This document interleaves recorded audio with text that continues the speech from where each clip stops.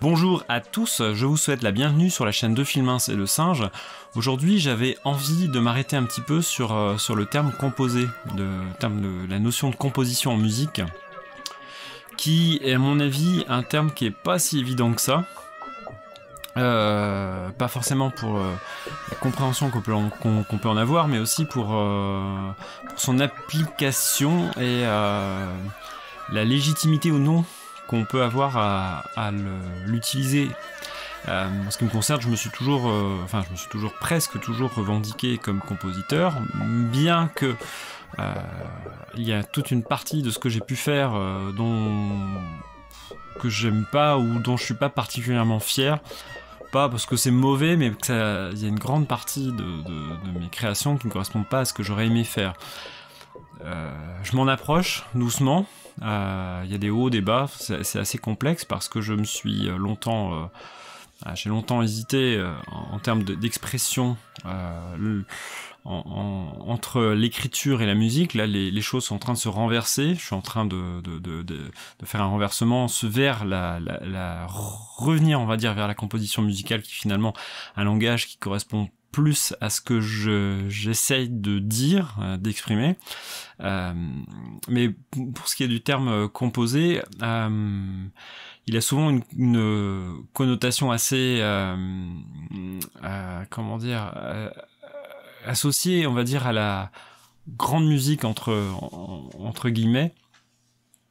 C'est pas totalement faux, parce que composer implique tout un art de la création, structuration de morceaux, d'une réflexion sur la matière musicale aussi, pas forcément une réflexion profonde, hein, mais en tout cas pour moi ça implique quelque chose qui dépasse le simple phénomène sonore, on va dire, et qui est vraiment qui est un jeu de réflexion sur entre la matière sonore et l'acte de la personne qui va composer.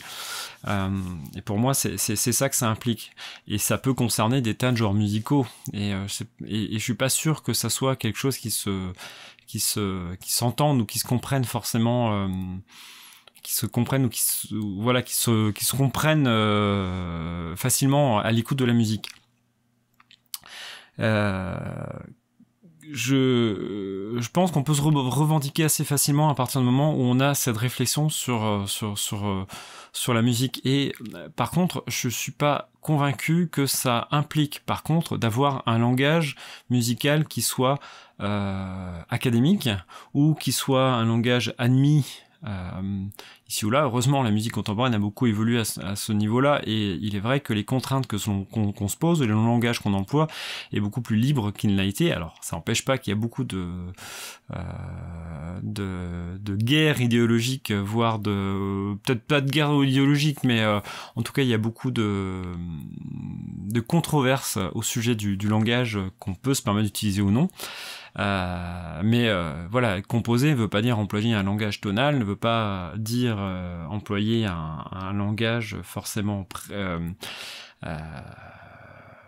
connu et déjà formalisé. Ça veut pas dire faut pas forcément utiliser des gammes précises, et on n'est pas obligé non plus de travailler sur une instrumentation pour orchestre pour pouvoir se prétendre composer. Et composer, c'est aussi composer avec des sons synthétiques, c'est composer avec les sons que l'on entend, que l'on peut capter dans notre environnement sonore. Et ça n'a rien de neuf, hein, on le fait depuis les années 50, dès que les enregistrements ont permis de faire ça, hein.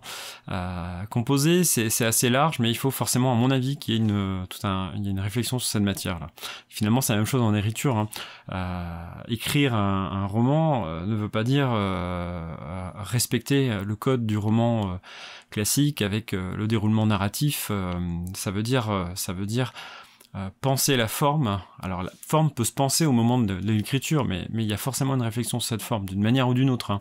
Je veux dire, elle n'est pas forcément explicite, elle n'est pas forcément... il peut y avoir vraiment quelque chose de très, très linéaire, hein, dans la conception de la forme, mais forcément, quoi. Ce qui fait que je pense donc que la composition est un terme très large, et qu'on peut, à partir du moment où on a ce souci-là, se revendiquer comme compositeur. Je rappelle, tout ça, ce ne sont que des pistes de réflexion. Je ne prétends absolument pas là fermer la discussion et fermer du tout la réflexion du tout. C'est dans le principe de ces vidéos, c'est une parole improvisée. La plupart des choses que j'ai dites là, j'y avais déjà pensé avant, plus ou moins, mais j'avais pas formalisé. Donc on reste dans cette dynamique.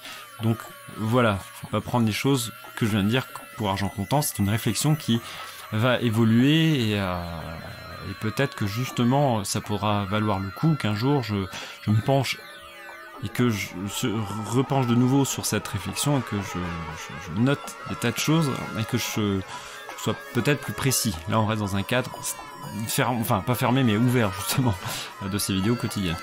À partir de demain ou après-demain, je pense qu'on ira sur des choses un peu plus légères, mais je pense qu'on est déjà bien là pour l'instant. Et puis on se dit à très vite, c'est-à-dire à demain. Voilà.